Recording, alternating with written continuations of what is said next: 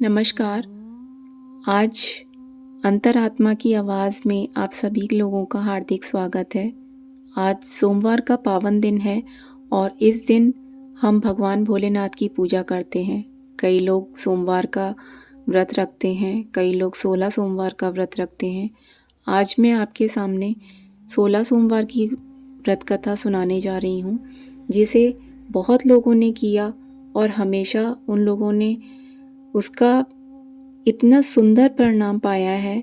हमेशा बाबा भोलेनाथ उनकी हर मनोकामना पूर्ण करते हैं। तो चलिए बिना देरी करे इस कथा को सुनते हैं। अगर आपको इसके नियम, व्रत के नियम भी जानने हैं तो आप कमेंट करके बताएं, मैं इसके नियम भी आपको ज़रूर बताऊंगी। तो चलिए कथा शुरू करते हैं। मृत्यु लोक में भ्रमण करने की इच्छा करके एक समय श्री भूतनाथ महादेव जी माता पार्वती के साथ पधारे। भ्रमण करते करते दोनों विदर्भ देशांतर्गत अमरावती नाम की अतिक रमणीक नगरी में पहुंचे। अमरावती नगरी अमरपुरी के सदृश सब प्रकार से सुखों से परिपूर्ण थी। उसमें वहां का महाराज का बनवाया हुआ अतिक रमणीक शिवजी का मंदिर था, जिसमें भगवान भोलेनाथ भगवती पार्वती के साथ निवास करने लगे। एक समय माता पार्वती प्राणपति को प्रसन्न देख के मनोविनोद करने की इच्छा से बोली, महाराज आज हम दोनों चौसर खेलेंगे। शिवजी ने प्राणप्रिया की बात को मान लिया और चौसर खेलने लगे। उसी समय उस मंदिर का पुजारी ब्राह्मण मंदिर में पूजा करने आया।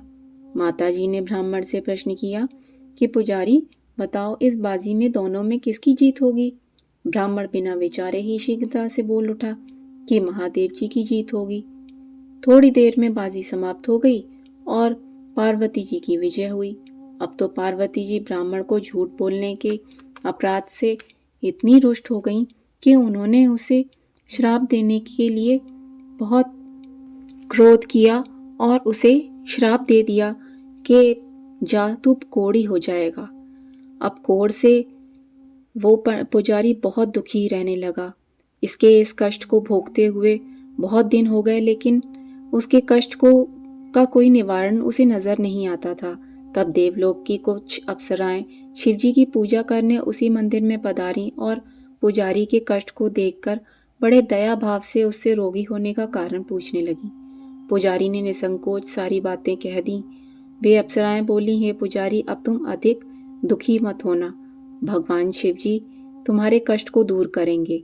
अब तुम दोनों बातों में ये बात सबसे श्रेष्ठ मानो कि 16 सोमवार के व्रत को अगर तुमने भक्ति भाव से कर लिया तो तुम्हारी सारी मनोकामनाएं दूर हो जाएंगी और तुम एकदम स्वस्थ हो जाओगे। अब पुजारी भी उनसे हाथ जोड़कर विनम्र भाव से 16 सोमवार की व्रत की विधि पूछने लगा। अप्सराएं बोली, सोमवार को भक्ति के साथ व्रत करें, स्वच्छ वस्त्र पहने, आधा सेर गेहूं का आटा लें, उसके 3 अंग बनावें और घी, गुड़, दीप, नैवेद्य, पंजीफल, बेलपत्र, जनेऊ का जोड़ा, चंदन, अक्षत, पुष्पादि के द्वारा प्रदोष काल में भगवान शंकर की विधि विरत पूजा करें। तत्पश्चात 3 अंगों में से एक शिवजी को अर्पण करें, बाकी 2 शिवजी का प्रसाद समझकर उपस्थित जनों में बांट दें और आप ही प्रसाद पावें। इस विधि से 16 सोमवार व्रत करें। तत्पश्चात 17वें सोमवार के दिन पाव सेर पवित्र गेहूं के आटे की बाटी बनावें। तदनुसार घी, गुड़ मिलाकर चूरमा बनावें और शिवजी का भोग लगाकर उपस्थित भक्तों में बांटें। उसके बाद सकुटुंब प्रसाद लें और भगवान शिवजी की कृपा से सभी मनोरथ पूर्ण हो जाएंगे। ऐसा कहकर अप्सराएं स्वर्ग को चली गईं। ब्राह्मण ने यथाविधि 16 सोमवार व्रत किया तथा भगवान शिवजी की कृपा से रोग मुक्त होकर आनंद से वह रहने लगा। एक दिन भगवान शिव और माता पार्वती उसी मंदिर में पधारे। तब ब्राह्मण को निरोग देखकर पार्वती जी ने ब्राह्मण से रोग मुक्त होने का कारण पूछा, तो ब्राह्मण ने 16 सोमवार व्रत की कथा उन्हें भी सुना दी।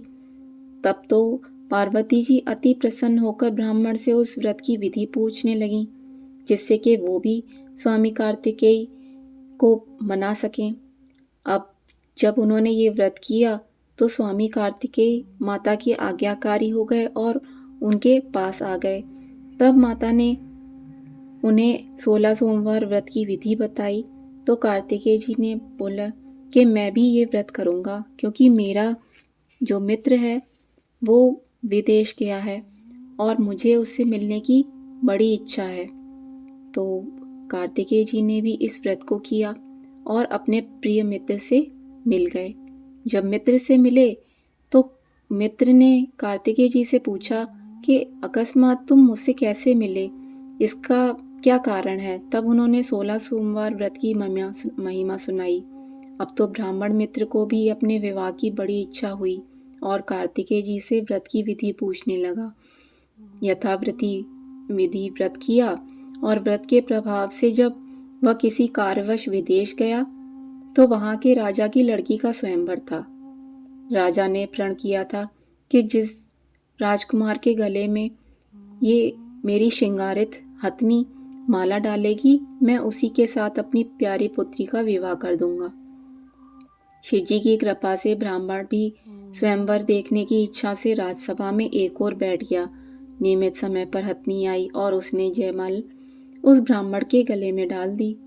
राजा की आज्ञा और उसकी प्रतिज्ञा के अनुसार धूमधाम से कन्या का विवाह उस ब्राह्मण के साथ कर दिया। ब्राह्मण को बहुत सा धन और सम्मान देकर संतुष्ट किया गया। ब्राह्मण सुंदर राजकन्या पाकर सुख से जीवन व्यतीत करने लगा। एक दिन राजकन्या ने अपने पति से प्रश्न किया कि हे प्राणनाथ, आपने ऐसा कौन सा भारी पुण्य किया जिसके प्रभाव से हथनी ने सब राजकुमारों को छोड़कर आपको वरण किया। ब्राह्मण बोला, हे प्राण प्रिय, मैंने अपने मित्र कार्तिकेय जी के कथानुसार 16 सोमवार का व्रत किया था, जिसके प्रभाव से मुझे तुम जैसी रूपवान पत्नी की प्राप्ति हुई। अब इस व्रत की महिमा सुनकर राजकन्या को भी बड़ा आश्चर्य हुआ और वो भी व्रत करने लगी। शिवजी की दया से उसके गर्भ में अति सुंदर सुशील धर्मात्मा और विद्वान पुत्र की उत्पत्ति हुई। माता पिता दोनों ऐसे देव पुत्र को पाकर बहुत प्रसन्न हुए और उसका लालन पालन भली प्रकार से करने लगे। जब पुत्र समझदार हुआ तो उसने अपने माता से प्रश्न किया कि माता, तूने ऐसा कौन सा व्रत किया जिसके प्रभाव से मेरे जैसा पुत्र तेरे गर्भ में उत्पन्न हुआ। माता ने पुत्र का प्रबल मनोरथ जानते हुए उन्हें पूरा 16 सोमवार की विधि बताई। तब उस ब्राह्मण पुत्र ने भी उस व्रत को किया और एक दिन जब एक देश के राजा के दूतों ने आकर उसको एक राजकन्या के लिए वरण किया और फिर राजा ने अपनी पुत्री का विवाह उसी के साथ कर दिया। वृद्ध राजा के कोई भी पुत्र नहीं था, इसीलिए उसके देवांगन होने पर उस ब्राह्मण पुत्र को ही गद्दी पर बैठाया गया। क्योंकि कोई राज अधिकारी था ही नहीं, तो ब्राह्मण पुत्र अपने 16 सोमवार का व्रत भी करता रहा। जब 17वां सोमवार आया तो उसने अपनी प्रियतमा को आज्ञा दी कि सारी सामग्री लेकर शिवालय में आ जाना, लेकिन उसकी पत्नी ने उसकी परवाह नहीं की और दास दासियों द्वारा सारा सामग्री शिवालय भिजवा दी, पर खुद नहीं गई। अब शिवजी का पूजन समाप्त हुआ और आकाशवाणी हुई, हे राजा, अपनी इस रानी को महल से निकाल दे, नहीं तो तेरा सर्वनाश कर देगी। वाणी को सुनकर राजा के आश्चर्य का ठिकाना नहीं रहा और तत्काल ही मंत्रालय में जाकर उसने सभासदों को बुलाकर पूछने लगा कि हे मंत्रियों, मुझे आज शिवजी की वाणी हुई है कि राजा, तू अपनी रानी को निकाल दे, नहीं तो ये तेरा सर्वनाश कर देगी। मंत्री आदि सब बड़े विस्मय और दुख में डूब गए, क्योंकि जिस कन्या के साथ राज्य मिला, राजा आज उसी को निकालने का जाल रचता है। ये कैसे हो सकता है। अंत में राजा ने रानी को महल से निकाल दिया। रानी दुखी हृदय से वन वन भटकती हुई एक बुढ़िया के पास पहुंची, जहां वह सूत बेचने जा रही थी। उस बुढ़िया की पोटली उसने अपने सर पर रखी और बुढ़िया ने कहा कि मैं भाव नहीं जानती, तू मेरा सूत बिकवा देना। जैसे ही उसने पोटली अपने सर पर रखी वैसे ऐसी आंधी चली कि बुढ़िया का सारा सूत पोटली सहित उड़ गया। बेचारी बुढ़िया पछताती रह गई और उसने उस राजकुमारी को अपने से अलग होने के लिए कह दिया। अब रानी एक तेली के घर गई तो तेली के सारे मटके चटक गए। शिवजी का ऐसा प्रकोप पाते हुए वह बड़ी दुखी हुई। फिर वो एक सरिता के तट पर गई तो सरिता का समस्त जल सूख गया। तत्पश्चात रानी एक वन में गई, जहाँ जाकर सरोवर में सीढ़ी से उतरकर पानी पीने को गई तो उसके जल के स्पर्श करते ही सरोवर का नीलकमल से सदृश जल गंदा हो गया। अब रानी को भाग पर दोषारोपण करते हुए जल को पीकर शीतल जल में विश्राम किया और जल की ऐसी दशा देखकर गाय चराने वाले ग्वालों ने गोसाई से कहा तो मंदिर में जो पुजारी थे, जो गोसाई थे, उन्होंने आदेश दिया ग्वालों को कि तुम रानी को मेरे पास ले आओ। रानी की मुखकांति को देखकर गोसाई समझ गए कि ये ज़रूर किसी विधि की गति की मारी कुली नबला है।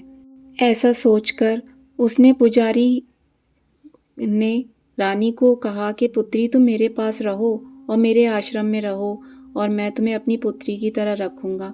गोसाई की बातें सुनकर रानी को थोड़ा धीरज हुआ और आश्रम में रहने लगी। आश्रम में रानी जो भी भोजन पकाती उसमें कीड़े पड़ जाते, भोजन भर के जल भर के लाती उसमें कीड़े पड़ जाते। अब तो गोसाई भी बहुत दुखी हो गए। रानी से बोले, बेटी तुझ पर कौन से देवता का कोप है जिससे तेरी ऐसी दिशा हुई है। पुजारी की बात सुनकर रानी ने शिवजी की पूजा में न जाने की कथा सुनाई तो पुजारी शिवजी की अनेक प्रकार से स्तुति करने लगे और रानी से बोले, हे पुत्री, तुम सब मनोरथ को पूर्ण करने वाला 16 सोमवार का व्रत करो। इसके प्रभाव से अपने कष्ट से मुक्त हो जाओगी।